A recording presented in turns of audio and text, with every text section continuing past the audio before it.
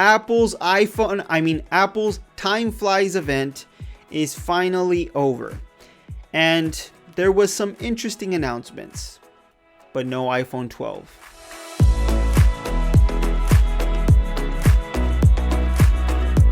Hey guys, welcome to Retether Tech. My name is Jonathan and I want to talk about Apple's Time Flies event. We finally got to see the Apple Watch Series 6, and it's kind of like an Apple Watch Series 5 with a slight spec bump and an added blood oxygen sensor. That's pretty much it. There wasn't anything huge added on to the Series 6, at least in my opinion. It's still a great Apple Watch, but is it worth upgrading from the Series 5 to a Series 6? I don't think so. Is it worth upgrading from a Series 4 to a Series 6? Even that's debatable. I mean, you have to really like the always on display. I have a Series 4 and I don't plan on upgrading to the Series 6. It's a nice Apple Watch. If you own anything previous to the Series 4, then it's probably worth upgrading.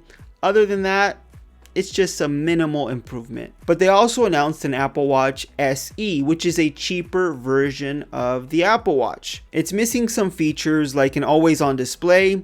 It has last year's Apple Watch processor, no blood oxygen sensor, no ECG, but other than those things, it's pretty much the same. And it's only $279. So if you're looking for a cheaper Apple Watch and you don't need all those fancy features, this is a good option. It's always nice when Apple adds budget devices to their lineup, and this looks to be a good option for most people. And even though $279 isn't cheap for an Apple Watch, it's still kind of expensive compared to the Series 6, which is $399. It's a nice option for those who want to just save some money and don't need all those fancy features the Series 6 offers. But the most interesting thing that Apple announced at this event, and that's not saying much because there wasn't too many interesting things announced, was with the iPads. They did a minor refresh with the regular iPad, the $329 iPad, and now it has a better processor, which is nice. It's nice to have a spec bump on those lower budget devices. But the iPad Air looks to be really special. If you like the iPad Pro design, which I do, I love that design, you're gonna really love the iPad Air because it looks exactly the same. Now, if you bought the iPad Pro 2020, the one that came out earlier this year, you might be a little bit upset that Apple went ahead and made this iPad Air, which is really close to the iPad Pro. I mean, if you look at it on paper, they're really similar.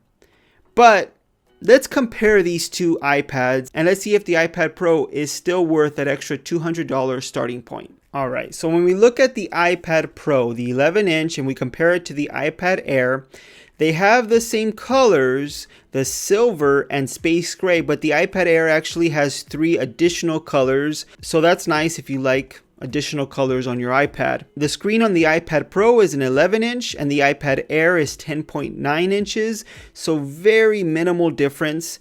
Now, when it comes to processor, the iPad Pro has the A12Z Bionic chip and the iPad Air has Apple's new A14 Bionic chip. So I'm not sure which one is going to be a better processor, which one's going to perform better. In my opinion, I think the iPad Pro is still going to perform better. I don't think there's any way that Apple is going to have the iPad Air perform better than the iPad Pro, but we'll have to wait and see. You can use all the accessories on the iPad Air that the iPad Pro uses, like the Magic Keyboard and the Smart Keyboard Folio, and also the Apple Pencil 2nd generation. Those things all work for the iPad Air as well. Here comes some differences though. You can get up to 1 terabyte on the iPad Pro and up to 256 gigabytes on the iPad Air. But the iPad Air starts at only 64 gigabytes and the iPad Pro has double the starting storage at 128 gigabytes. They both have a USB-C connector, which is nice that Apple added that to the iPad Air, but the iPad Pro has an extra ultra-wide 10 megapixel camera. So that may or may not be a big deal for you. If you like to take pictures with your iPad, you might like the extra ultra-wide sensor. When it comes to display, the resolution is exactly the same. They both have a liquid retina display, but The iPad Pro can get slightly brighter at 600 nits compared to the iPad Air with 500 nits of max brightness. And also the iPad Pro has ProMotion display, so it has a display that has a high refresh rate, which the iPad Air does not. Apple claims you can get the same battery life on the iPad Air and also on the iPad Pro, so no difference there. And the front camera on the iPad Pro has Apple's True Depth camera, and the iPad Air has FaceTime HD camera, which we all know the True Depth camera is way better. It allows you to get portrait mode on the front facing camera, as well as portrait lighting and Animoji, and you can't do that with the regular FaceTime HD camera on the iPad Air. That also means that the iPad Pro has Face ID and the iPad Air does not, but it does have Touch ID. And for some people, that actually might be better. Some people prefer Touch ID over Face ID. And that's pretty much it. The iPad Pro starts at $800 and the iPad Air starts at $600. So there's a $200 starting difference.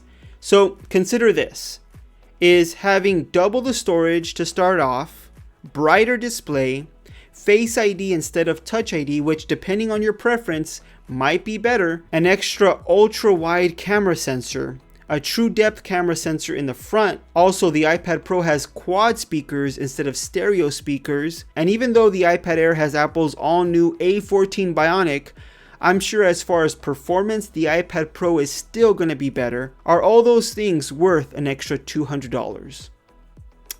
Well, in my opinion, yes. All those things are worth an extra $200. If you can afford it, it's still better to buy the iPad Pro, at least in my opinion. Now, the iPad Air looks great. Don't get me wrong. It looks amazing. I love the design. I like that Apple put so much things into a $600 iPad. That's great. That's great for the consumer because you have a cheaper option. But I still think for an extra $200, when you really look at all the things the iPad Air is missing, it's still better to spend that extra $200 and get much more. And some people just can't afford to spend those extra $200. And you know what? The iPad Air is more than enough for most people. It's going to perform great. It's going to do everything you need it to do. And you can still use all those great accessories like the second generation Apple Pencil, the Magic Keyboard. If you want to spend that much money on a keyboard, you can still use all those cool accessories with the iPad Air. So I still think it's a great product, but if you bought the iPad Pro earlier this year, don't feel too bad. I think the iPad Pro is still worth the $800 starting point that it costs. But that's just my opinion. What do you guys think? Let me know with a comment down below. What was your favorite thing or favorite announcement at Apple's Time Flies event? Let me know also with a comment down below. I'm looking forward to Apple's iPhone event, which should be early next month, hopefully, if it doesn't get moved. Hopefully it's next month. I'm looking forward to seeing what the new iPhone 12 has to offer and everything else that Apple announces alongside the iPhone 12 as well. If you liked the video, please give it a thumbs up. And if you want to see more videos just like this one on tech news, reviews, and opinions, hit that subscribe button and the notification bell icon so you don't miss any of our new videos. Thanks for watching.